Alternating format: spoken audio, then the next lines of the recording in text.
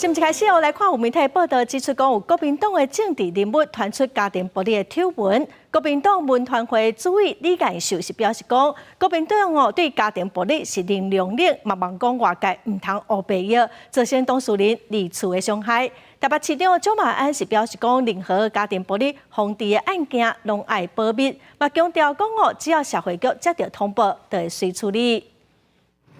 有周刊报道。那遐的政治人物发生家暴的丑闻，伫咧厝内对看守抑五囡仔拍声哨，传讲伊的看守忍袂了，请保全通报家暴中心，引起社会注意。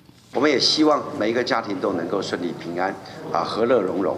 对于这个对家里不应该有的情况我们都希望他们能够导正从媒体上报道，我们无从得知是哪一位。那家暴零容忍也是国民党长期重要的政策。为了保护个人的隐私、家庭的隐私，还有重要的是保护未成年的子女，我觉得应该留给他们更多的空间。李干秀表示，家暴零容忍，希望外界唔通过度猜测，避免对受家暴的当事人二次伤害。不过，周刊内容讲，这位政治人物被通报家暴的记录有几多遍啊？不过，社福机关到即马拢无开案调查，只敢列入追踪。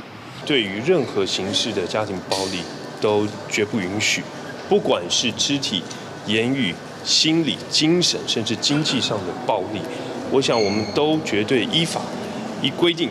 依照现有完整的机制来运作，依照程序，只要接获通报，一定第一时间即刻的介入来处理。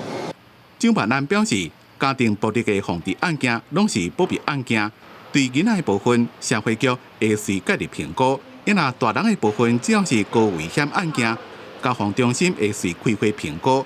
就算唔是高危险案件，也列入当事人的意见，提供相关的协助资讯。当事人若有任何的需求，社会局也会随介入。记者综合报道。